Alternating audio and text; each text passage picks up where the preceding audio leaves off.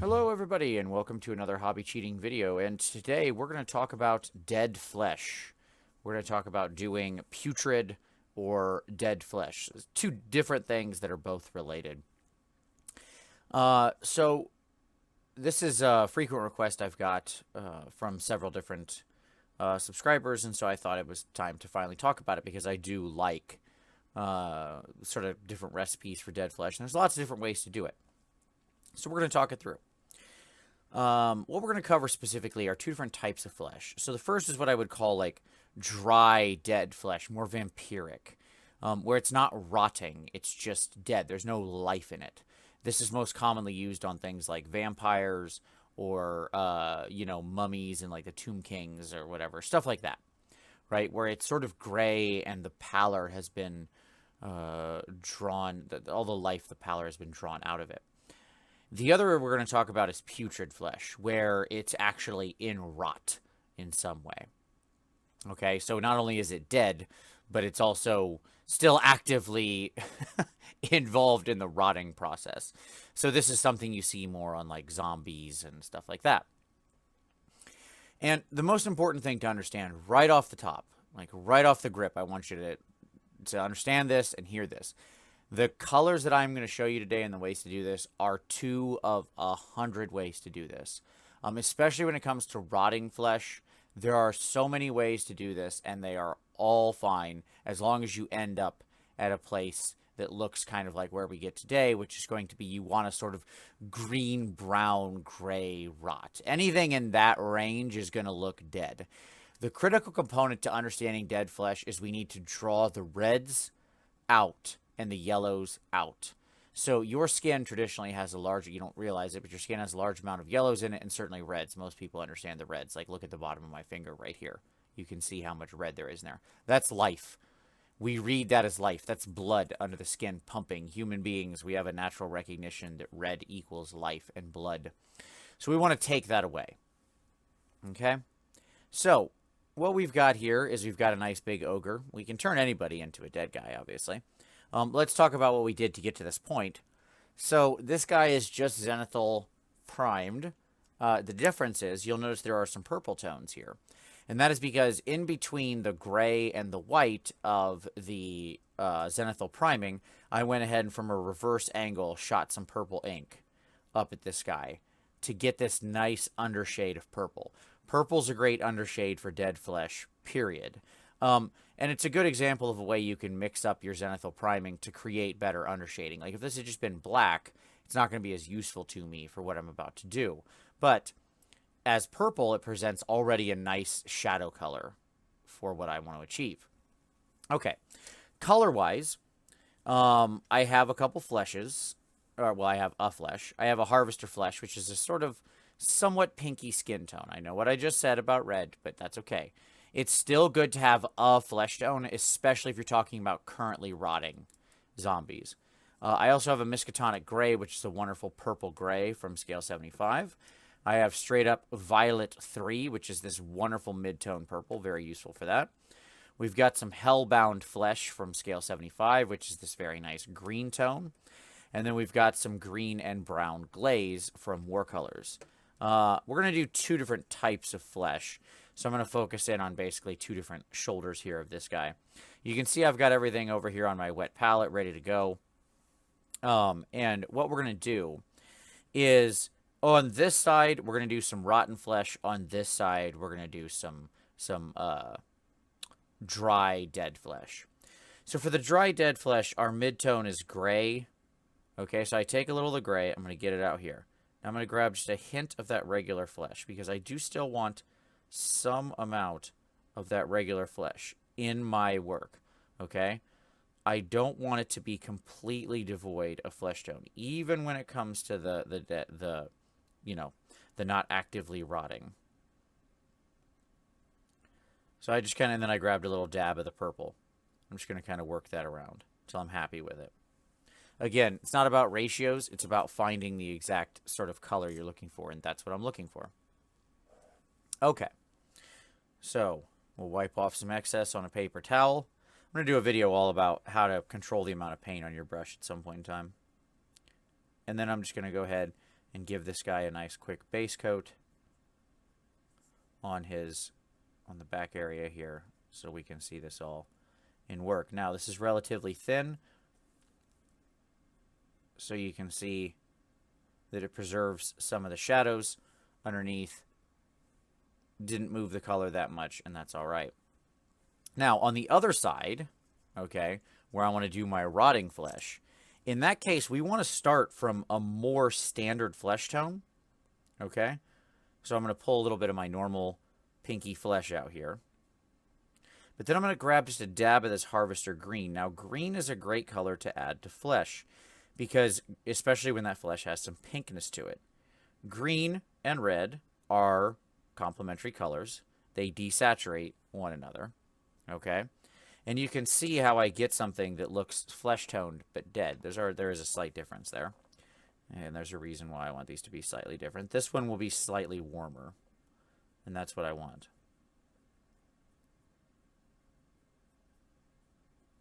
Okay. So just some quick base coat. And there we go. Now, initially, we don't have that much of a difference. We just have some flesh tone on our guy. Oops. There we go. Okay. These are my choices for base coat. You could also just use some skin color, mix it with some gray, and go to town, and pretty much call it a day. Now, for the vampiric flesh side, okay, what we're going to want to do here is I'm going to let sort of my base dry. But what I want to do with that is I want my highlights to be pretty much gray to white, and I want my deep shades to be into mostly the purple spectrum. And I want that to kind of be the run of it. So what I'm going to do is take some of that purple here, thin it down, and into the shadows of this, I'm just going to start pulling this purple down.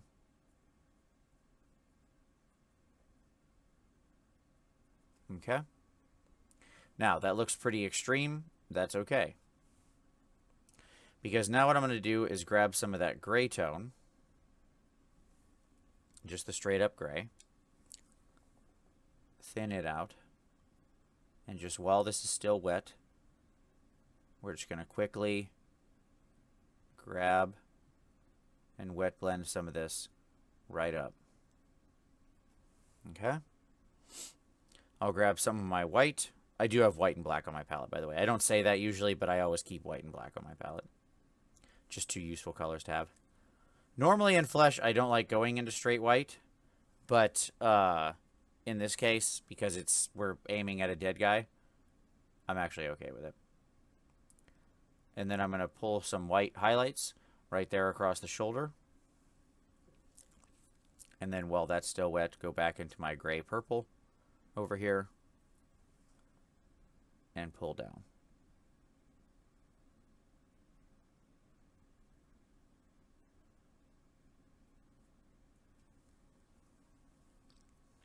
And then I'm going to let all that dry. But you can see right there, I've got a nice gray tone flesh. Just that easy, right? We go up to a nice stark highlight. Obviously, I would then take this back down on the other side. But we have a nice stark highlight. We caught out our individual things. It looks like a sort of gray flesh. Really doing zombie, or not zombie, I'm sorry, like vampiric flesh is more or less that simple. Now, there's a couple other things you can do. If you have like a vampire or something like that, where there might still be the slight hint of color, then you can take a light crimson color. Okay, something, whatever you like. Little bonus thing here while we're on here. So in this case, I'm going to grab a little pink glaze mixed with whole red I have over here on my palette. It looks about like that. Okay? I'm going to make sure it's real thin down. Just push it into the water here. And what I want to do is just very lightly touch some of these lower areas. Okay? To just bring the slightest hint of life into there. You can control just how much life people see in your work because I could also take this regular flesh tone, add a little more of it over here to my gray purple on the side. And then I could glaze that in the middle area up here.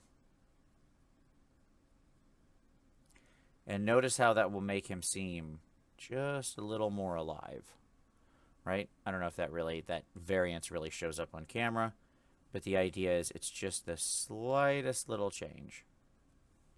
And then I can re-grab my purple.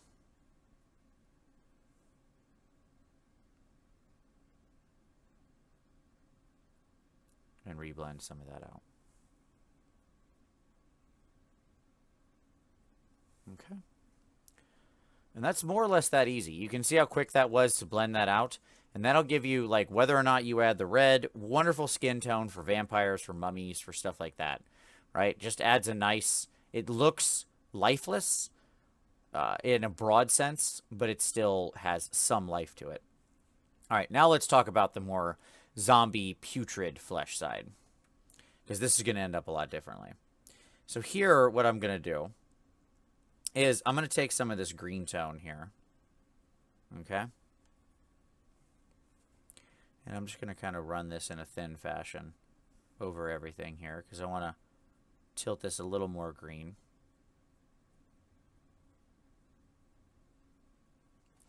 Okay.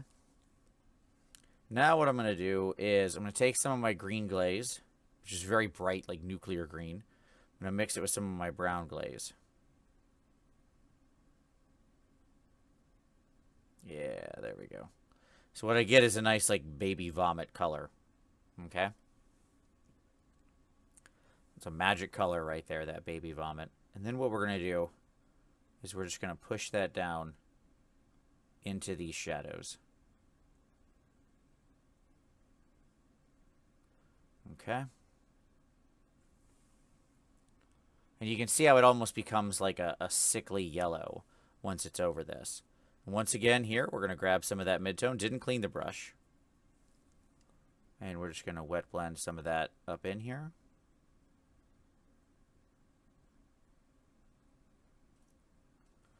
And then we're going to grab a little more. I'm slowly I'm just using the brush like a palette because it's slowly mixing on my paintbrush. Okay. Void out my brush, grab some of that, get into a little bit of this white, but just a little.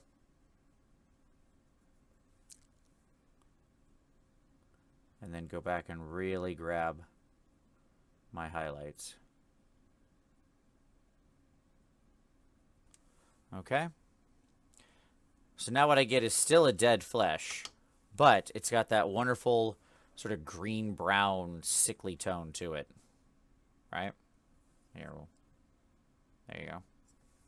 So the other one doesn't get in your eye. I know it's weird to use one model for both of these, but I wanted to show both techniques. Now, once again, we can go in and grab our sort of like crimson color here. And we can do the same thing. And what's really fun is because we got some green in here, again, we're going to get that desaturation effect. So we can pull this in and get some of these, get this feeling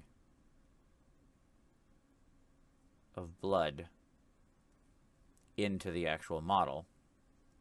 But again, we can then balance that out, do a little blending right here while it's still wet.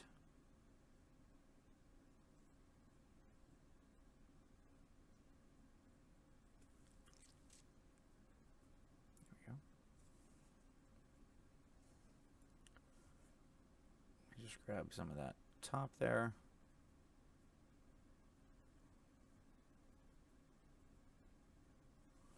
All right. So what we get now is we get those hints of actual life down in the shadow. Now, sorry, need to wipe my brush here. Okay.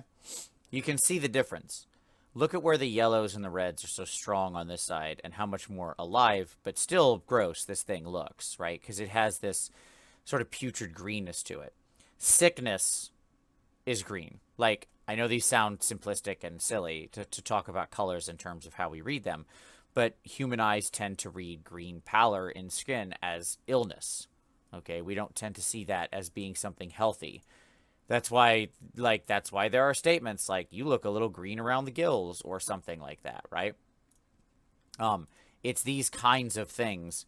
These statements that we use, they're there for a reason. Now, what we can do is we can still take some of that purple. We can do a lot with this dead flesh, by the way, with this putrid. The sky's the limit on this stuff, to be completely honest. There's so many different colors and things you can mix in here. You can get into purples, into browns, into greens, into reds, into yellows. I mean, you can really go nuts as long as you put it in the right place.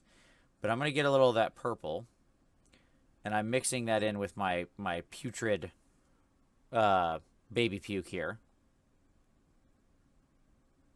because I just want to glaze in some more shadows. I'm going to go ahead and get just a tiny, tiny amount of black on my palette, because I want to get some really deep shadows.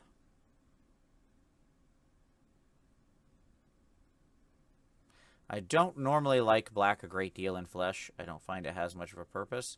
But when we're dealing with dead people, like, black drains the life out of things and kills colors. But we're dealing with dead people we want to drain the life out of and kill the colors. So a little bit of black shading can actually go a long way. Okay? So now I'm just going to take some of my baby puke, mix it in with some of my highlight color.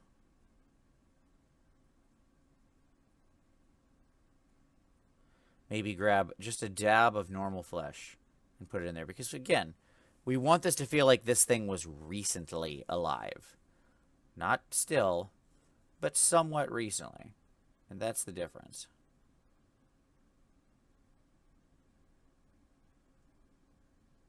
And we just kind of smooth that out. Right? And then we get some nice putridy green highlights. You can always control how sickly it is by just continuing to glaze in your brown green. The more of that you put on here, the more gross and ill and dark the flesh becomes, right? If you don't have these two glaze colors, by the way, you can also make a nice mix like this out of like a mix of sort of Athonian Camo Shade and Seraphim Sepia. So if you were doing a whole bunch of these, getting a baby puke color like this by mixing those two washes is a great thing to do for like lots of washes on zombies or something, because you'll end up with a color like this, and I think that's a very strong zombie color. Now, your zombie colors can also have some grayness to them, so we can get up here into our Miskatonic gray, pull a little of that up,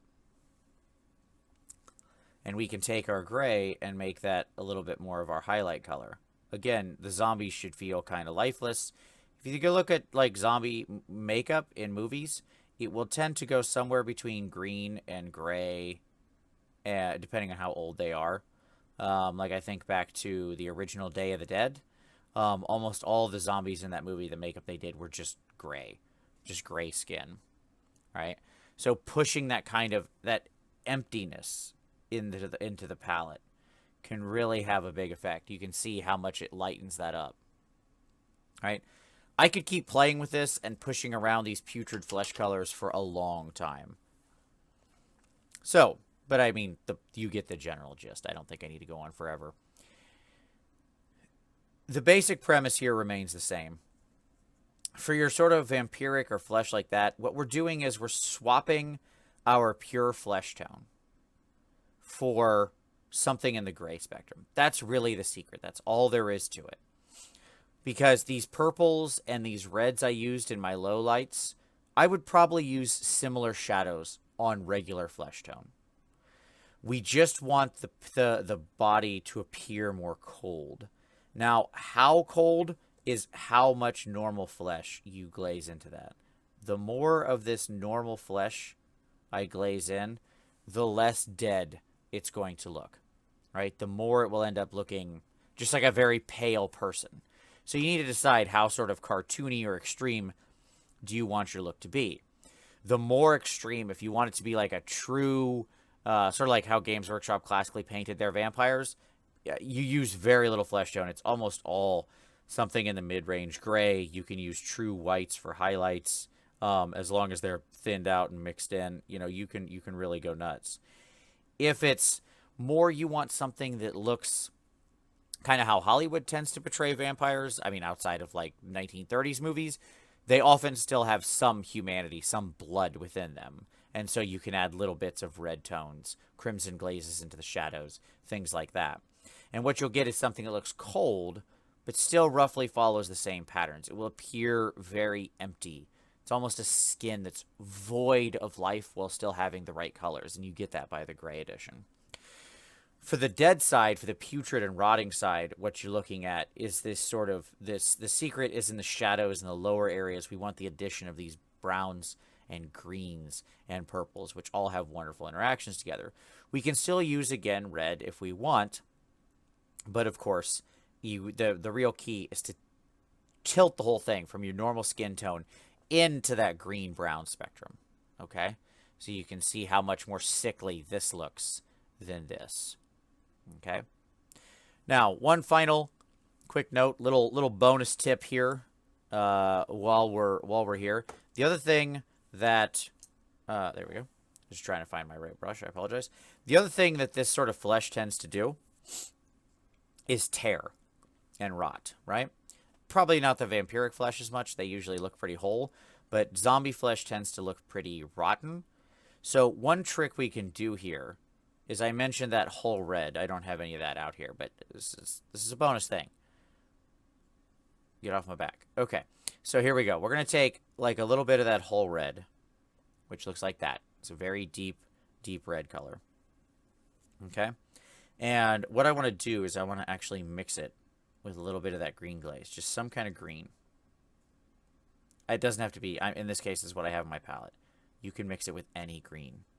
The key is we're going to desaturate that red down. Now, we're already using a very brown, dark red in the whole red, but I want it to be a little bit more desaturated. Okay, there we go. Then what we can do, like let's talk about right here on his shoulder. We can just put some dots, little things like that. Maybe a big tear.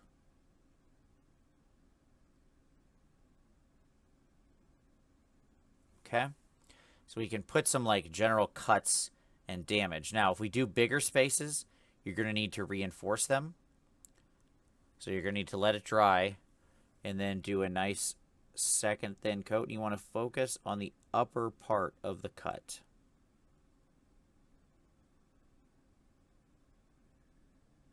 Okay. Then what we're going to do is we're going to go back in, get a little of that black. Okay. We're going to mix that into our mix because we want something real dark. We're going to get it flowing nice and solid over here on the palette. Sorry, I know I'm like right at the edge of my palette here. It's hard to keep all this on screen. And very carefully, I'm going to just trace an extremely thin line right through there. Put a little dot, little dot. Okay. I didn't use true black. I mixed a little black into what I had. Then what we're going to do is we're going to go find our original highlight color for this area, which in this case was this sort of harvester green plus this baby puke mix. And I want to get a slightly brighter version of it. So maybe I grab some white over here or something like that. Mix a little of that in. So what I get is something nice and bright, but still in the same tone. Then what I'm going to do is make sure I don't have any excess paint. And then very carefully highlight it just like I would battle damage.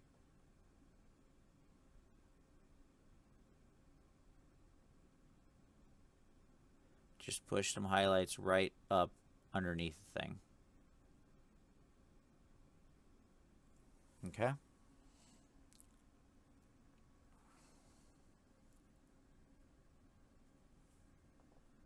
You don't want it to be as extreme as battle damage because it's not paint chipping.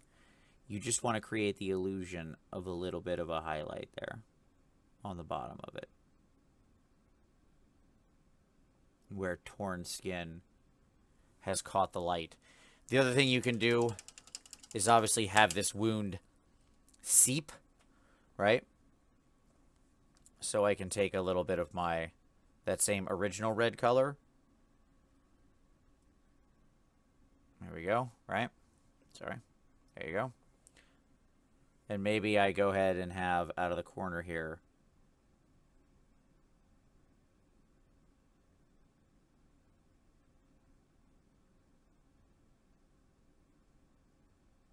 Maybe there's a little seepage running out the back where that sort of open wound is bleeding. If you want to get even more crazy, we're going to grab a dab of this purple, mix it in here. And we're going to turn this into something nice and thin like a glaze. Real thin. What we want is that sort of purple red color right there. And then what I'm going to do is along the top, just going to trace a little bit of a glaze around it to make it seem like bruised flesh, where it bruised and then dug in and tore.